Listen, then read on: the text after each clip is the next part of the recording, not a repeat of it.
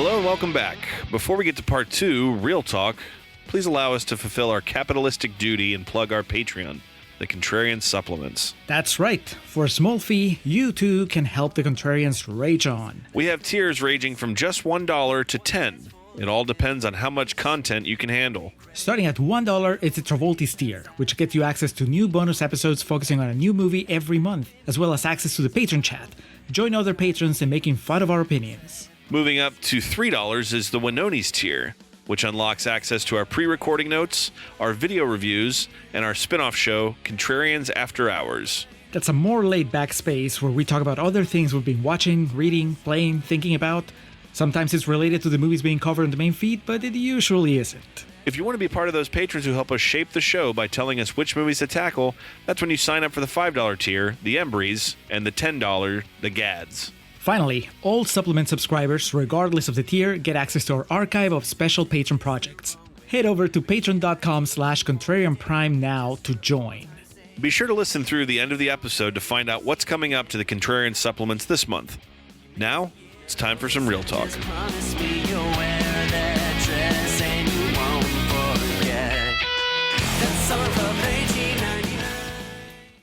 You don't get to stay handsome in this business for too long. Please, don't.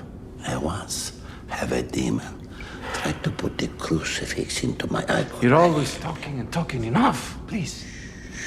Be sleepy. No more stories. Did you consider why the demon does this? To scare us, For what benefit? Chaos. Distraction. The devil is the Great Deceiver. He can make you see things from your past. Apparitions, memories, always try to deceive us. So we never know what he's thinking, what he's planning. If you do not believe me, just ask my friend. Julio, I was trying to decide if I was going to reveal this in the first half or the second, but it's fitting that we kept going back to The Exorcist and, of course, the great William Friedkin, and that eventually it came to. We learned that you learned during the process of this movie that Gabriel Amorth was a real person, as in 2018, looks like 2017, 2018, there was a documentary released called The Devil and Father Amorth, directed by William Friedkin, that followed What? Gabriel Amorth performing an exorcism on an Italian woman in the village of Alatri, an Italian town and commune in the province of Frosinone in the region of Lazio. So I think we have a future After Hours in that. Absolutely. I want to know if she does the spider walk. Yes. And she inserts a crucifix into her vagina. Okay, Alex, this is a real world. Grow up. All right, man. It's listed as a pseudo documentary horror film, so that interests me. But that ties everything together perfectly there. I just want to know. I want the behind the scenes. I want to know how they get Friedkin to do this. I don't give a I don't give a flying fuck into a rolling donut. We'll pay you. Hey, I'm back. But that is for future discussion. Today, the table has already been set with the 2023 release, The Pope's Exorcist, directed by Julius Avery, screenplay by Michael Petroni and Evan Spiliotopoulos. Looking right here to see if they have any previous credits that I recognize. Queen of the Damned, all right, by Michael Petroni. And for one, Evan, he looks like he wrote The Jungle Book 2, so he's got that going for him. Secret of the Ooze. Oh, he wrote the Brett Ratner Hercules starring Dwayne Johnson. And then I never saw the Charlie's Angels with Kristen Stewart, but it looks like he penned that as well. Oh, man, can't make fun of him now. That movie's good. Elizabeth Banks directed that. I remember you talking about that, and I probably said that exact same thing then. Yeah. Yeah, and you kind of rolled your eyes because you're like a OG or nothing. It's yeah, like, Alex, you have to be open-minded. hold on. McG is not the OG Charlie's Angels. I need Farrah Fawcett did not die for that kind of slander. Looks like you got the story by credit on that. Whatever the case, some veterans of the game, based on An Exorcist Tells His Story and An Exorcist More Stories by Father Gabriel Amorth. So, and you know what they say about these books? They're good. They're good. That is just such a lazy title. It was released internationally on April 5th of 2023, and in the United States, domestically for myself and Julio, on April 14th of 2023. Keep those dates in mind for something we're going to circle back to. Budget of $18 million, box office return of around $77 million. What I did read, though, was when it went to Netflix, it garnered a pretty good amount of views. Was dropped on Netflix on August. I assume that's how you watched it, by the way, Netflix. Yes. Yeah. Yeah. Dropped on August 16th of 2023, what was ranked as the number one film in America for 9 straight days. So, you know, that's like, that's 2 weeks worth of, it's sold out at Blockbuster. You know, you have to wait a couple weeks to go and get it. And you only can rent it for like one day. You have to return it the next day. Exactly. That's on like the walls, the shelves on the walls, or the 1 day rentals. You got to go into the shelves like in the interior, and those are the 5 to 7 day rentals. Yeah, and you grab the case, and no, there's nothing behind. Try again tomorrow. It was Titanic and H2O, and I'm trying to remember the other ones where the marketing was guaranteed to be available. That was like what they ran with. Wow. Yeah. The mighty words. How can you guarantee that? No shit. Like I have it's on one of my numerous copies of whatever Halloween movie I own. It has the commercial for the H2O Blockbuster thing, guaranteed to be there. Scream 2 or 3, I think, was also in that same category. But yeah, exactly to your point. With Titanic, you probably could have still gone and seen it at a dollar theater by the time it came out on VHS. Guaranteed to be available to watch somewhere. Somewhere, yeah. Do you think that eventually they'll make a sequel to the movie just based on another of his books? Like An Exorcist, one story for the road. An Exorcist, My Life as a Ramon. You know, that's... An Exorcist, let me tell you something. I was trying to think of like the best pro wrestling biography, and I think it's Bret Hart was My Real Life in the Cartoon World of Wrestling. So, oh, that's a good one. Gabriel Amorth, my Real Life in the Cartoon World of Exorcisms, the cinematic world of exorcisms.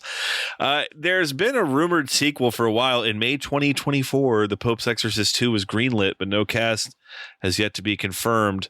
I don't know, man.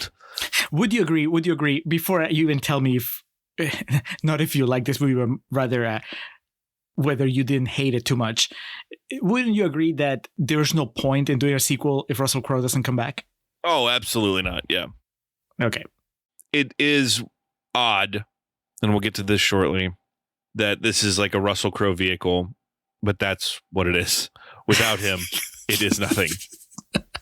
Why is it? Okay, I guess we're going to get into it. But there's a big chunk of Contrarian's Corner that somehow I completely forgot to like deploy, and that's going to, but it's also, it works on Real Talk. So get ready for that after the quotes. Well, what I was going to say was, if Russell Crowe wants to, they could make these every year. Again, there's some cool looking shit in this movie, but it's not fucking Way of Water or a Star Wars movie in terms of like production. Why the fuck is A Way of Water the standard for an Exorcist movie? I'm talking about like a modern example of a movie that clearly would take years to render, amongst other things. So what the point I'm trying to get at is, if Russell Crowe wanted to, they could make one of these each year for Netflix, you know? Like, it's just right. Keep churning them Could out. be the new Saw.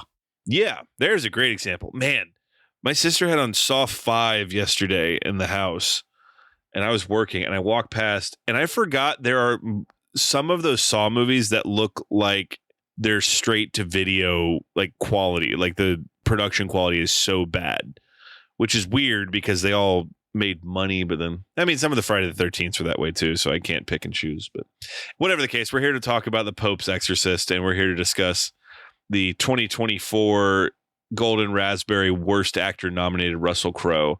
So before we get to that, Julio, 51% on Rotten Tomatoes. You blessed us with some nasty green splotches in the first half. I'm hoping that you've brought some shiny, ripe red tomatoes to the party for the second half. That is a question of theology. No shit. I did, Alex. I did. I also dropped the ball because I assumed, that's why you should never assume. But I assumed I was going to be able to find Katie and Oti's Rotten Tomatoes quotes on the page, because that's usually like the last few times that they've given us picks, they'll just send me screenshots of their Rotten Tomatoes page. So I was like, okay, this time I don't even have to do it. I know how to use Rotten Tomatoes. I'll just find their quotes. But they don't have quotes. So I guess they didn't officially review it. I know they talk about the movie on their podcast, because I looked it up and they have an episode I haven't listened to because, I didn't want to be influenced. But at this point, as we record, we can only guess and whether they liked it or not. Or maybe even more interestingly, maybe they were split. Maybe Katie didn't like it and Oti did, or the other way around. I know Oti had a more religious upbringing, so maybe that affects how you watch a movie like this. We've spoken about our religious background in the past, and I don't know how much, we'll get into this, I don't know how much of it affected how you watch a movie like this. We definitely brought it up when we were talking about The Exorcist over on the Patreon channel. So, I don't know, Katie, Oti, I look forward to listening to your episode, and if it's not clear to me where you stand, trust me, I will pepper you with questions. But as it is, what we have is some fresh quotes, some ripe tomatoes from people that are not Katie and Oti, such as Caffeinated Clint from Movie Hole, who says, Crowe will completely possess you. The Da Vinci Code meets The Exorcist. Wow. The Da Vinci Code? Really? I don't know. I didn't think that there was enough puzzling, Da Vinci Code was all about like the cryptex and shit. Yeah, there's nothing like that here, yeah. There's like a tiny little bit of mystery, but there's nowhere near enough to compare them, I think, or to say that it's a combination. Next, Jim Shembry from jimshembry.com says, fun. Probably the most Catholic film you'll see this year. I guess. Who keeps track of that? A lot of people that are going to vote next Tuesday. Oh, yes. How do they feel about the Pope's Exorcist? They probably were not shocked when the based on a true story thing came up at the end. Yeah. They cheered. They felt vindication. But anyway, I went to the movies a couple of weeks ago, and there was a trailer for the new Ray Fiennes movie, and he plays a cardinal, and the plot of the movie is like the Pope is dead and they have to select a new Pope. I don't know. It looked like a sinister. It was like a thriller. But anyway, watching that trailer, I'll be like, that's probably the most Catholic film of 2024. I couldn't tell you what was the competition in 2023 when the Pope's Exorcist came out. So maybe Jim is on the money here. I don't know. The Pope gets at least 3 scenes in this movie, so that ranks high on the Catholic meter. Next, Eric Estrada from Cine Garage says, has all the bad stuff that makes us have a good time at the movies. Okay. One of those so bad it's good, Alex. Which I don't agree with either. We're going to close with Catherine Bray from Empire Magazine. It's not just the demonic possession victims whose eyes will be rolling back into skulls. None of this should work, really. And yet the film just about gets away with it, proving the Lord truly does move in mysterious ways. I like that one. Yeah. Does it get away with it, Alex? That is one of the core questions here. Can you enjoy a movie even... I don't see Russell Crowe panhandling on the street, so yes, I think it got away with it. He got away with it. Yeah. Well, I think we should probably start with Russell Crowe, because that is, your question, your challenge in a way. It was like, what happened? Why is he doing this? Alex, it feels like a little bit of a double standard that you. Oh, it definitely does. Yes, and I'm very hypocritical about some things. Yeah, no. But still, if we take my Jennifer Lawrence thing, for example, right? Jennifer Lawrence is not Russell Crowe in terms of like. I was starting with the basics. Yes. That's a given. I don't. Okay. I'm trying to think of like an example because, there's plenty of like Meryl Streep is an example of like, she's been in Sophie's Choice, but has also been in Mamma Mia and done fun shit like that. And, she's Only Murders, these things that would. Russell Crowe is one of those guys that is always, I guess it's similar to how I felt when Anthony Hopkins was in Thor. I was like, really? You want me to blow your mind? Russell Crowe was in the last Thor movie. He Really? he played Zeus, and he was hamming it up. It was amazing. Okay, so I guess the easiest route I can take to this is that Russell Crowe, and this is probably, it will answer my question in some form or fashion. Russell Crowe, I don't know him personally, but the image he presented during my childhood, in my teens, and my 20s is he's a fucking asshole. And Yes. I think there's been stories of him not being the easiest to work with either. So, well, on top of all that, too, he's an actor. I'm not going to do that. I'm an actor. I'm a respected actor. Christian Bale has been a little bit guilty of that from time to time, of doing that whole, like, I'm above it all type shit. And he was also in the most recent Thor movie, by the way. no, God damn it, dude. Christian Bale plays the God Slayer, the God Killer. He's creepy as fuck in that movie. Whatever. But anyway, even like, okay, if we can just take yet another opportunity to talk shit about American Hustle, one of the things that's so annoying about his performance in that movie is how seriously he's taking this thing that's like supposed to be, I guess, funny. Oh, he gained a lot of weight and he's bald. But he's on the screen like he's fucking Laurence Olivier or some shit. And Russell Crowe has always presented himself, and that was like Sam Worthington. That was the joke initially. It was like, who's this motherfucker think he is, Russell Crowe? Right. And so I have two schools of thought for this here. Either his demeanor, his attitude, his history, his alleged penchant for being difficult to work with, what have you, just being a dickhead, has gotten to the point where if he does want to keep acting, he has to take kind of weird odd job projects like this. But then I hear you say that he's in Thor, so it's like maybe he's just older and not that person anymore and a bit more open to doing different things. One of those is obviously like cool, and the other one is like, well, you get what you deserve, I suppose. But, so that's why it's different than, say, Jennifer Lawrence, or I said Meryl Streep earlier, or Regina King won an Oscar a few years ago, but she's also been in a ton of like easygoing, fun movies. And if she came out with something completely, some like raunchy comedy tomorrow, I would be like, yeah, that's just what they do. So okay, but is it, Alex? Is it because it still feels like you're talking about how as if this role, being in this movie, is kind of demeaning. It's like a step down for Russell Crowe. Like he was like this dude that was, very difficult to work with, and thought he was best actor. Did he win for The Insider? He won for Gladiator. Oh, Gladiator! God damn it! Now you're gonna make me angry. But really, folks, I owe this to one bloke, and his name is Ridley Scott. Okay, but doesn't that apply? Is it just a matter of like, well, you find the R-rated raunchy comedy a more respectable genre than, I guess, the Exorcist knockoff movie? Which I would understand that, but you know what I mean? Like, I think that some people that don't have any love or respect for the raunchy comedy genre would say the same about Jennifer Lawrence. Be like, she won an Oscar. She was like she was an X-Men. She was like all this stuff, right? She was on top of the world.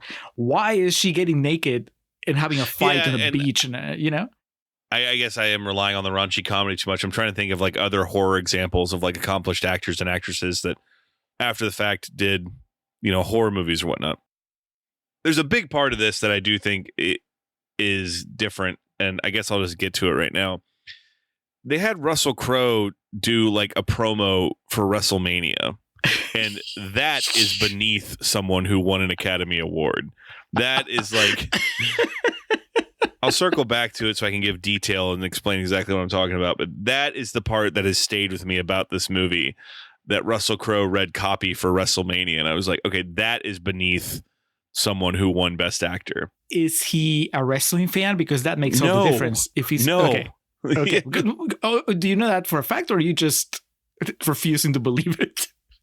I'm gonna assume so because you can see him reading the teleprompter like while he's doing it. But I mean, you don't think any less of Arnold for showing up at WrestleMania. Is it just because Arnold doesn't have an Oscar? Okay. I love Arnold, but are we going to compare Arnold? Okay. Anyway, we're getting the lost in the sauce here. So a good example is when Robert De Niro did Meet the Parents. A lot of people don't remember this because that movie turned out to be such a fucking box office sensation, but people are like, what the fuck? Why is Robert De Niro doing this movie? He had a lot of those in that point in time too, and since also. I guess Jamie Lee Curtis returning to Halloween repeatedly, especially like for H2O at the time. If we go back to our episode where we covered it, and you read like contemporary reporting around it, it's like, why is Jamie Lee Curtis doing this? So that type of shit exists. It's also because this movie isn't a big swing and a miss. Like Russell Crowe or whoever read this and was like, yeah, this is just, there's a point in time where this would have been a straight to home video type movie. And there's not, what is the last like exorcism movie that fucking blew everyone away, both critically and financially? And I know like Exorcism of Emily Rose, I think it's called. I think that did pretty well for itself, but like, that's relative to its budget and whatnot. There's just something very fascinating about this to me that, for the examples we've used, Bobby De Niro and his people might have thought the wind was right for a comedy. Halloween, fucking Jamie Lee always knew she was going to make money. The no hard feelings. I almost said no holds barred. We're talking about movies that are making money here, so we can't bring that up. But Jennifer Lawrence could have thought that would have been the right thing for that point in time in her career. It's just I'm just so curious about what the mindset was when Russell Crowe took this. I think, and this is what I was going to use in Contreras Corner. Do you just get those pictures I sent you?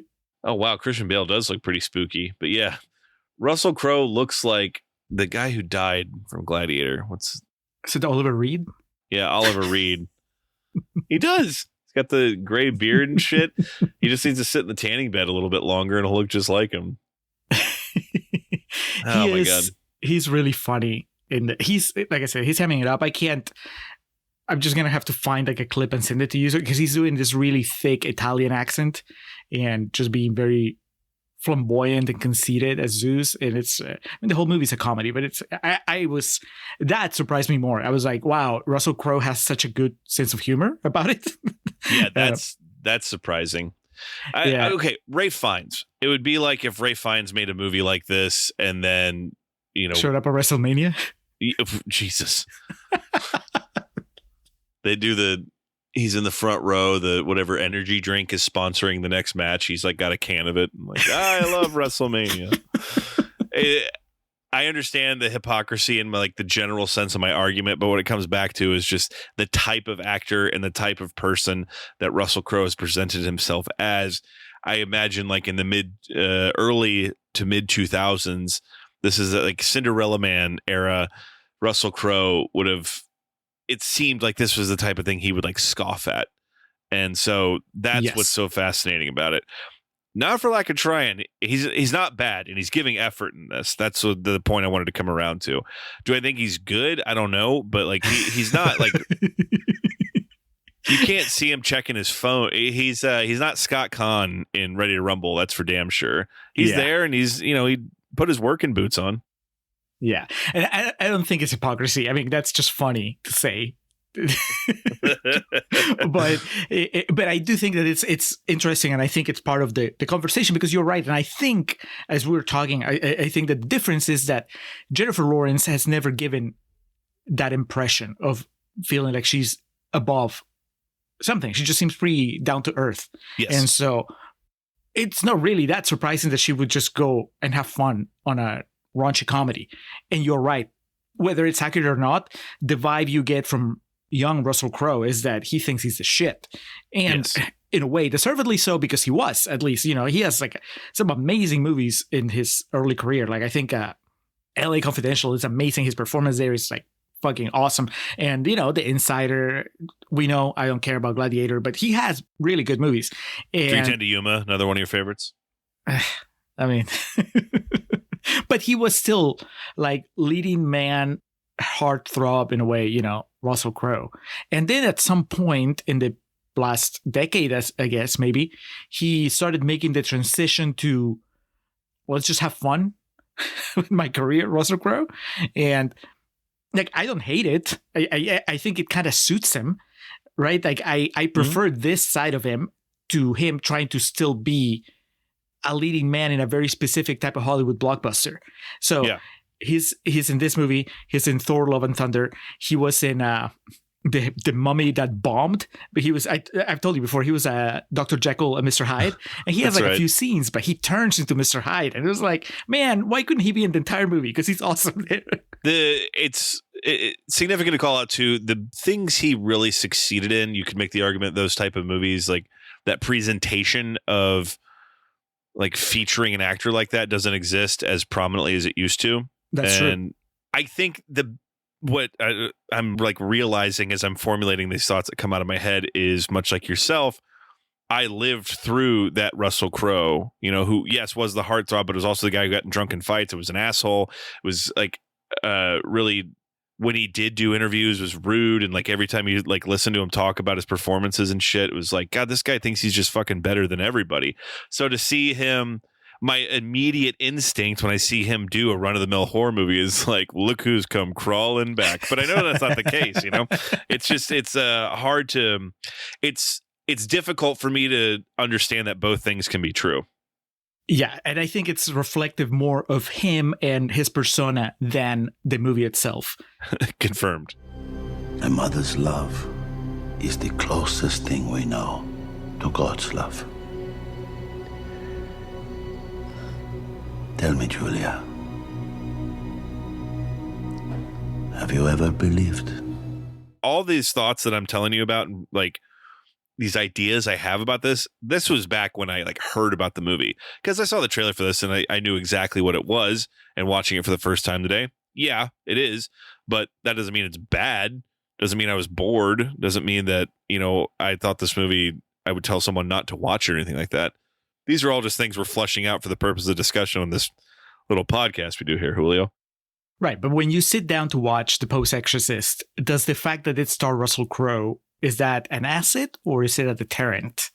It can be both, because there are some parts in this where because he's fucking Russell Crowe, his effortlessness just makes scenes pop in a way they wouldn't otherwise. Now, with that said, his Italian accent that he's rocking here, when it ebbs and flows, I'm just by instinct going to be a bit more critical of it because he's Russell Crowe. So it's a double-edged sword, but it's not to the point where just because Russell Crowe's in this doesn't mean I immediately expect it to be like on a certain level, And if it's not, then it sucks. Because this movie doesn't suck. It's very just run of the mill. It happens to have an accomplished actor in it who has kind of a complicated history with his public persona and his previous entries in his filmography. I was very excited to see that gal, Alex S-O-E. I apologize, Alex. I don't know how to pronounce your last name. It's E-S-S-O-E. That film I watched with her this month, Starry Eyes, I think I said already, it is not Goodfellas, but her performance in it, well, fuck it. For the sake of horror, it is not Halloween. It is not Texas Chainsaw Massacre. It is not Poltergeist, anything like that. But her performance in it is excellent. And so when that movie was over, I was like, I would like to see her in other things. And then ask and you shall receive. Exactly. A few days later, I fire this up and I'm like, holy shit. Unfortunately, she doesn't get too much to do in this, but she certainly adds to when she's in the scene. I thought the little boy was the weakest link, even though I know that's not him talking or whatnot. It's just his histrionics were odd and kind of, to me, didn't really mesh with the rest of what was happening in the movie. And is that because you can't help but compare him to Linda Blair and that specific exorcism? Honestly, it could be. And I was joking with Julio about this, listeners. Last night, I went and saw The Exorcist on 35 millimeter at the Alamo Draft House in Austin. And I told Julio, I was like, that was a big mistake. I should have watched this before I went to that, because The Exorcist is like one of the greatest movies ever made, and Linda Blair's fucking incredible in it. And so even subconsciously, even though I could tell you like, no, I don't think so, I know it plays some part in it. Sounded like you were pretty high on Tomas, the sidekick. No, that was just Contreras Corner. Oh, okay. I mean, I think it's fun. The dynamic. Something I liked about the movie, just without qualifications, no disclaimers or anything. I like that there is very little time devoted to skepticism. It was like, we know where we are, we know what we have to do, we know what kind of movie it is. There is like maybe one instance where the mom says, I don't know about this. But for the most part, everybody is game. Everybody, and I appreciate it because I kind of feel like we're all on the same page as far as like the people watching the movie and the people making the movie. It was like, this is, like you said in Contreras Corner, what, the 30th exorcism movie made, in the past 50 years, maybe? I don't know. Or since The Exorcist, right? Like, how many have we had? And maybe it's less than that, but it feels like we're all very familiar with the basics of it. So unless you're going to do something wildly different when it comes to setting things up, I'm okay with you speeding through some of the basics just so we can get to when you're going to be different, right? And in this case, I think that the casting of Russell Crowe is that thing, because what you want to do is you want to see Russell Crowe perform an exorcism. So the faster we get there, the better. So I don't mind that they got on the fast track to get us to the exorcism, right? Like one of the things when we talked about The Exorcist, one of the things I loved and one of the things that really unsettled me was seeing them going methodically through the path of science before they got to the exorcism. I didn't need that in this movie. So I was glad that they skipped through that. That would have probably made me restless. It was like, no, let's just get to the action. And so the character of Tomas is the same thing, right? Like he never really doubts Russell Crowe, and that was refreshing. He has a different kind of baggage, but there was never this relationship like, oh, I don't know about this guy, right? Like, I don't know. He comes in with a lot of hype and then turns out that he's not what he expected. But there's never, I'm glad that the story didn't go for that trope, the trope of the young guy that doesn't know about this old guy. Instead, it was more like, okay, well, we're going to learn how to work together. We figure our shit out and then we prevail. And so that part I enjoyed. So I do like the character. I like what it did in this story. I thought, I was not kidding, Contreras Corner. I think that where the movie shines, when movies at its best, is when they are talking about their sins and they're talking about their guilt. Like those stories are pretty captivating. Just the idea of like, well, you are a priest, you're part of this organization, and you have these secrets that are haunting you even after you've been forgiven for them, right? Like the stuff that haunts Russell Crowe is stuff that he's already confessed, but they're like, well, you can be forgiven by God, by your fellow priests, but if you haven't forgiven yourself, that's an issue. Like all that stuff is really good. And so to have an older priest dealing with that and a younger priest dealing with that, like that dynamic, I mean, that's easily the best thing in the movie. I didn't have a problem with the echoes of The Exorcist. Of course, I didn't watch The Exorcist last night. So. Well, I don't know if I have a problem with them either. It's if you're gonna, not steal, but if you need someone to lend you something, why not make it the premier athlete in their field? Yeah, you can steal from the best. Yeah. Well, but how distracting was it? Still, like even if you don't resent the movie for it, because I certainly didn't. I think that if you're telling a standard exorcism movie, I think that there's some limited choices as far as what you're gonna do. So I kind of feel like the audience is probably expecting you to have some body horror, right? Like there are gonna be messages on the bodies, there's gonna be some fluids flying around, and at least one of the priests is probably going to get possessed for a little bit. So yeah, that, and it is funny because the ending of this, even though this is probably fucking half hour shorter than The Exorcist overall, it plays into the shit we always joke about of The Exorcist. Karras gets possessed. He takes the demon from Reagan, jumps out the window, kills himself. Movie's over within 5 minutes. Here, Russell Crowe gets possessed, and there's still like 15 to 20 minutes left in the movie. Just yes, made things differently back in the day. Not yet. I need my pig to get me inside the Vatican game. It didn't distract me. I found myself, the things I was most interested in are similar to the things that are so compelling to me about The Exorcist. Father Karras and his mom dying, and like his battle with the feeling of failure there, and, you know, kind of wanting out of the church and whatnot. And there's no point in this where Russell Crowe, Morth, you know, is talking about getting out of the church, but I found that stuff about his being kind of tormented, or the thing he can't forgive himself about the war, and then obviously his pride getting in the way with that young woman who ended up killing herself. Those things were really, really fascinating to me. I kind of was able to figure out really quickly what this movie was going to be. It was what I expected it to be, and sometimes that's what you need in a movie. And so I didn't really find myself rolling my eyes or like going, "Oh, come on," at any of the things that were like very clear homages. I guess my biggest criticism was, even though this movie's pretty short for the story it tries to tell, you still could have tightened this up by 10 or 15 minutes. I didn't feel the length in that sense. I am with you, and like I had the same experience. Or you can keep it an hour 45, just more shots of Russell Crowe riding a scooter through town. Please. Have him travel to more places just so that we can have those shots. No, I'm with you in that. I also went into it knowing what the movie was, and I think that the movie does a really good job of letting you know what kind of movie it is also from the title. And I don't know if it's intentional, maybe it's not, maybe they thought that the Pope's Exorcist sounded like a scary movie, but I read the Pope's Exorcist and I'm expecting a certain level of silliness, right? And it almost feels like it could be a parody, like a Mel Brooks movie or something. The Pope's Exorcist, and then starring Leslie Nielsen. Yes, exactly. The Pope's Exorcist, dead and loving it. But then you see the Russell Crowe performance, and you're like, all right, so he's hamming it up a little bit because he has that. We know he's not Italian, and he's playing an Italian guy. And then you see him riding the scooter. It's like, all right, I got it. You know, I know, and hopefully the movie and I are on the same page. And turns out we are.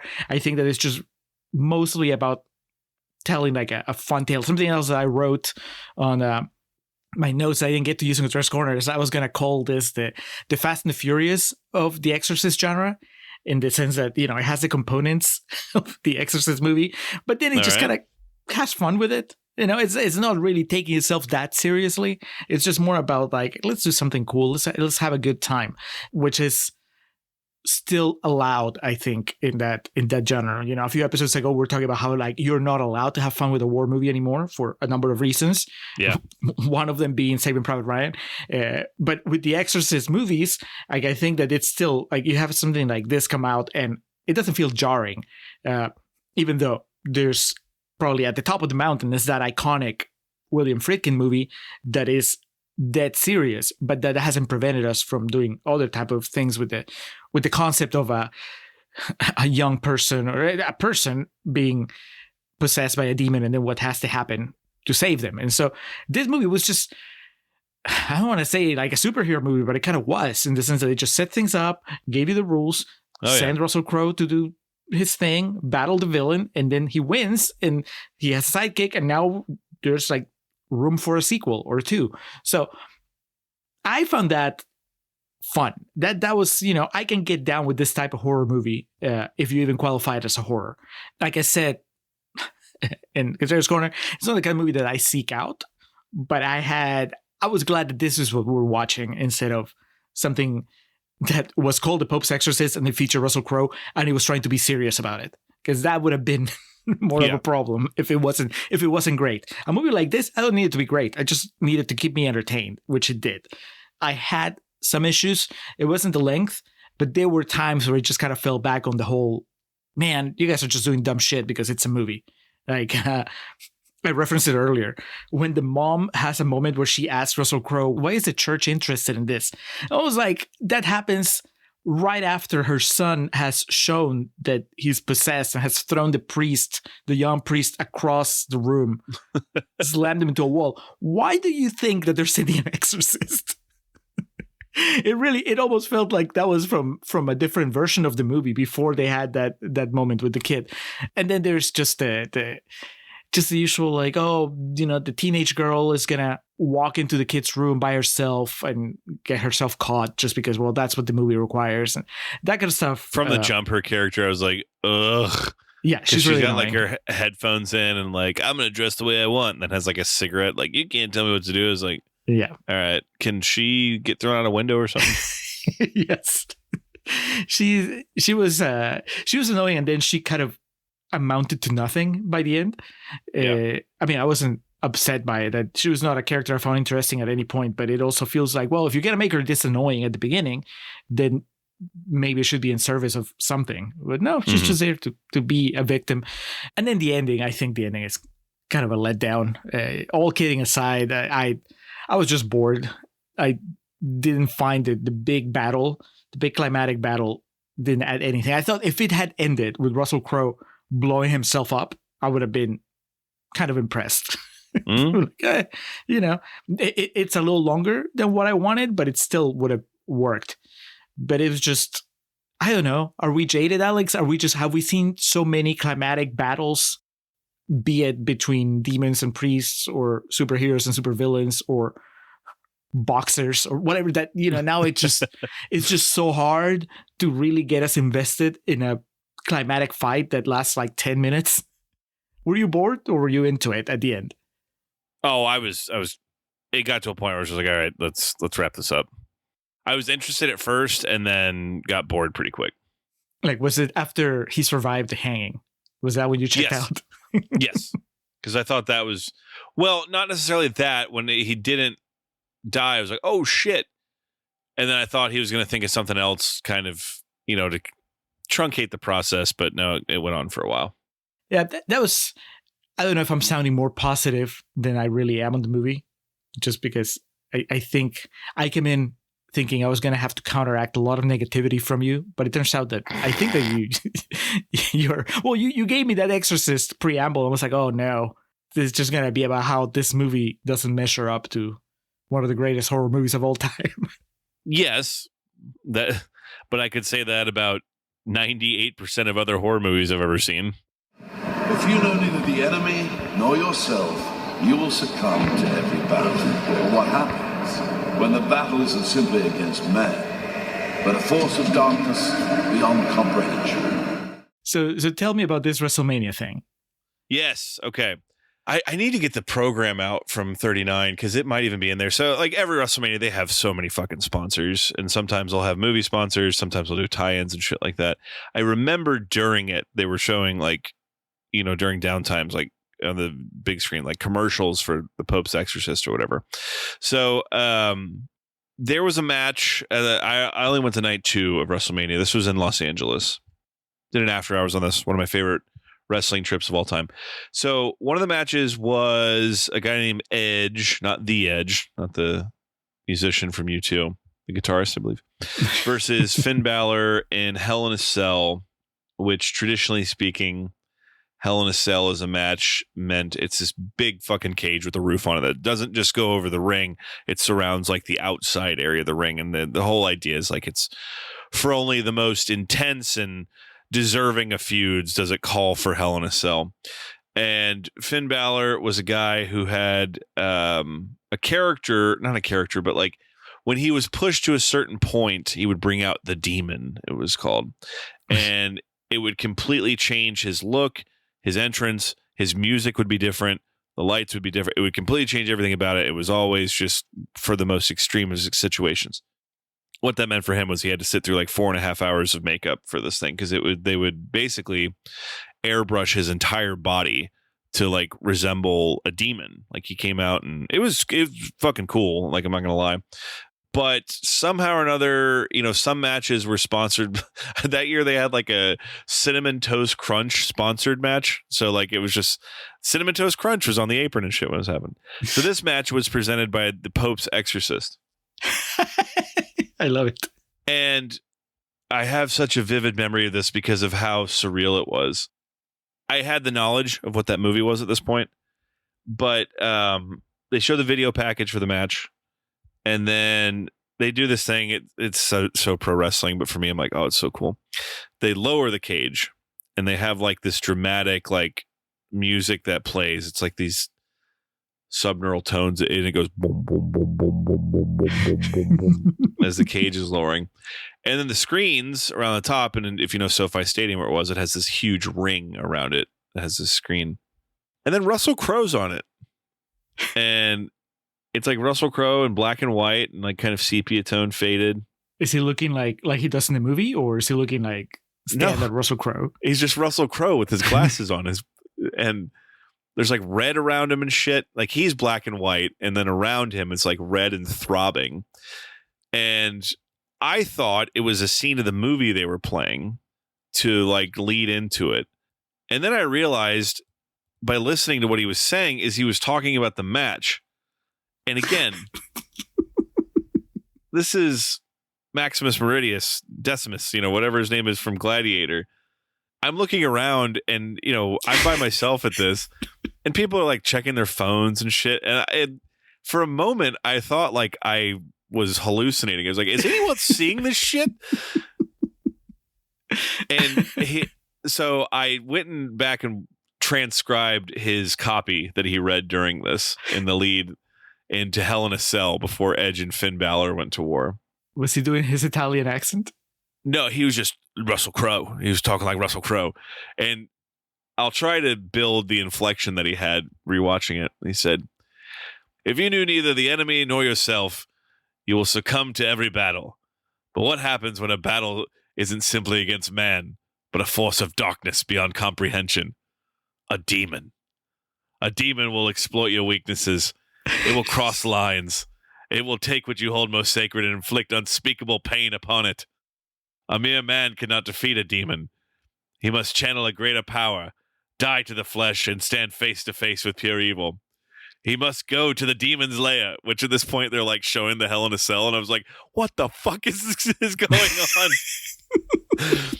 "And at his most powerful, strike him down and exorcise the abomination once and for all." And like while they're doing this, they're like morphing Russell Crowe's face into Finn Balor's demon face, like saying that, he's the demon that he needs to exorcise. And then, oh God, Russell Crowe goes, "The ritual is about to begin at Wrestlemania." And I swear to God, I was looking around just like at people like, is anyone else like in as much awe of what's happening right now as I am? And it's not like he was there doing this, but the idea that like a press junket or whatever, they had to like be like, "Hey, Russ, you need to read this copy." He's like, "It was just some local affiliate or something." "Yeah, kind of. There's this show in LA called Wrestlemania they're going to do. And this guy named Edge is going to wrestle this guy named Finn Balor, and he goes by the Demon." What I was so happy about when I got the Blu-ray is that it was still on there. Because a lot of times when they do shit like that, it gets cut from all the physical media releases just due to like licensing and shit. Because I think there are maybe a couple of like shots from the movie like kind of edited into it and whatnot. But yeah, it's amongst the more insane things like I've seen at a wrestling show, just because going back to the whole nucleus of this discussion, that's Russell Crowe. That's the guy who was in Gladiator. It's the guy who was in, American Gangster. Take your pick of whatever movie you want to say. It's pretty insane. And then the match was just kind of okay. I remember like kind of having to watch it back when I got home because I was still just sitting there like, that was Russell Crowe talking about WrestleMania. Imagine if you were not aware of the Pope's Exorcist. How even more like confused and just reality melting around you. Like that. Yeah, I would have thought like I just missed like 5 years of life, like of just pop culture. I'm like, how did we get to this point? The ritual is about to begin at WrestleMania. Anyway, that's bringing it back around. That's my personal attachment and anecdote about the Pope's Exorcist. And I believe I will give this movie a solid C, in that, again, never bored, never found myself checking the time. Like I said, never getting distracted by clear homages to superior films, I guess would be the way to put it. Solid C. not something you have to go out of your way to view, but it's certainly not something that I regret spending my time watching. There was a point, maybe halfway through, a little further than that, when they started talking about the Inquisition. I was like, you know what? If they handle this properly, this could end at a 3.5. I'm like, this is between 3 and 3.5. I'm like, 3.5 if they nail the ending. 3 if it's just like, well, exactly what I expected. But then it was like, man, they kind of dropped the ball at the end. That ending was boring. They introduced some things they didn't follow up on that could have been very interesting. Yes. And also, this is minor in a way, or maybe it isn't, but it kind of bothered me that they found a way to exonerate the church of the horrors of the Inquisition, right? Like they were like, oh, do you know what? The devil made them do it. It wasn't them. It was that the demon had possessed the guy that started calling the shots. I'm like, all right, if you're going to go with that, then you need to do the follow through, which is them acknowledging that it was still humans following those orders, right? Like nobody, because it's not that demons possessed the church completely. The one guy at the top was possessed, and then everybody else followed his orders. All right, well, ask the follow-up questions then, right? But instead, they treat us like, oh my God, you know what this means? Satan did it. It wasn't us. It was Finn Balor. Yes. There is like a third piece of crossover where somehow WrestleMania doubles back into the story of the Pope's Exorcist. And the sequel starts like Highlander with Russell Crowe at WrestleMania. Yes. The possibilities are endless.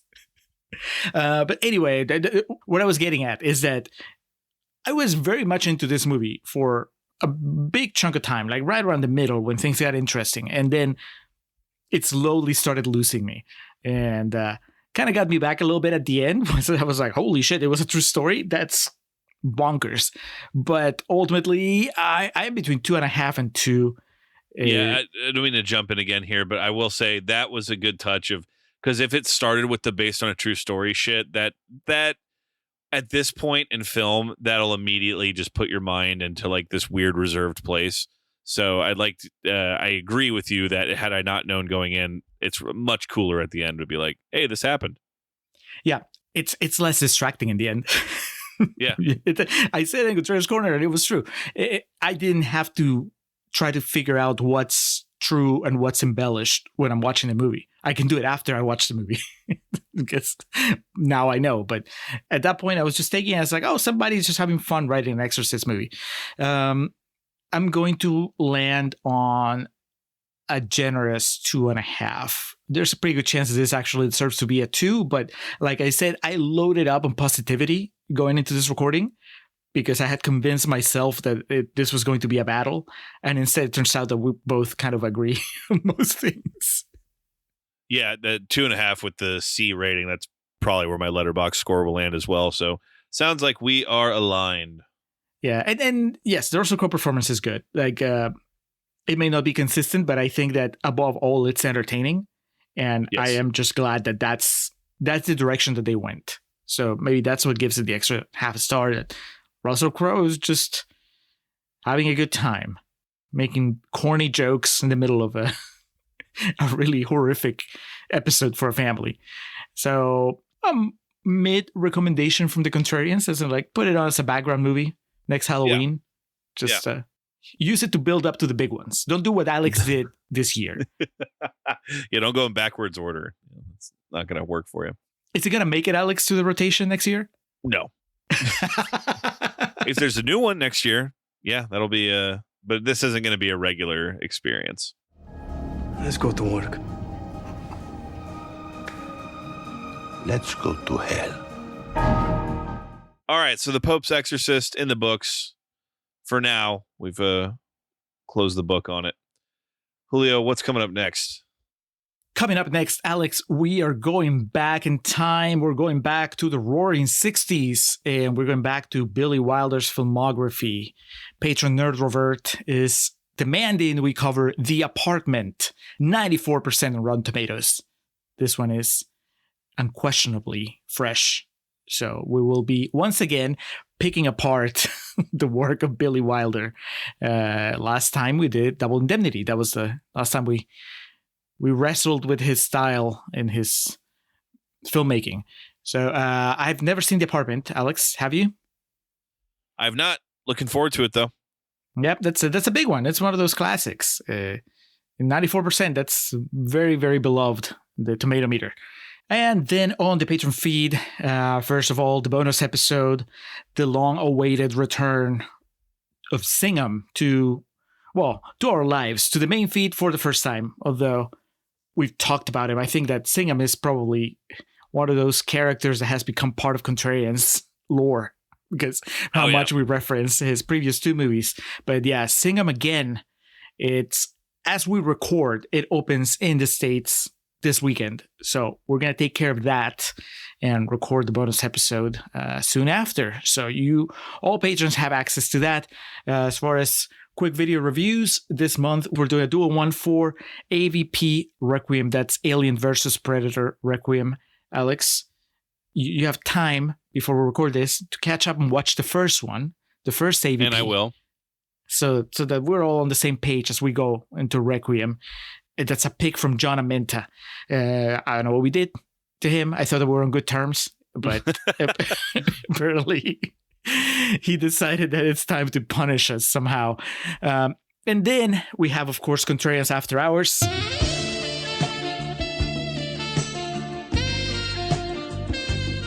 Alex, what are you bringing to Contrarians After Hours this time? Well, we made mention that this is at the end of October. We're recording this. So I will be doing my October recap of all the new horror movies I watched throughout the month and some of the classics that I circled back to. Like I said, I don't know if I'm going to hit 50 new ones, but a recap of the highs, lows, and the creamy middles of the horror movies viewed in October of 2024. What about yourself, Julio? I am going to be talking about TV. These are 2 streaming TV shows. The first one's called The Franchise. It's the new show from Armando Iannucci, who you would know as the creator of Veep. He was also the creator of, I don't remember what the name of the show is, but I plugged in a different After Hours. It was the one starring Hugh Laurie and Josh Gad about the space station that loses its way and it's just kind of floating around.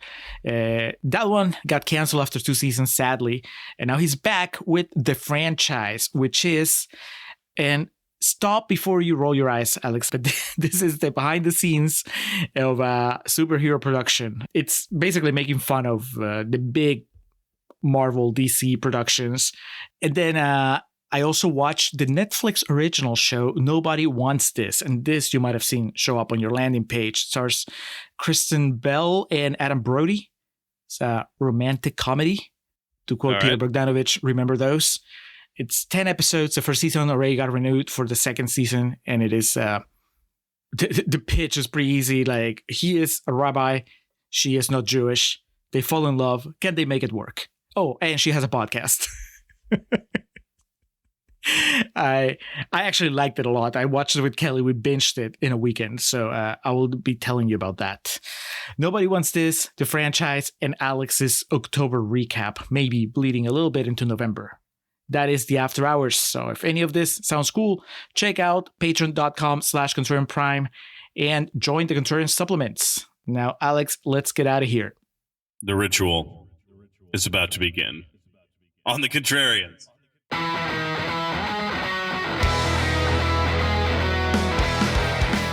Welcome to our end credits. Or as we usually call them, our perennial plugs. We start off by giving thanks to the Festive Years who provide our opening and closing tracks.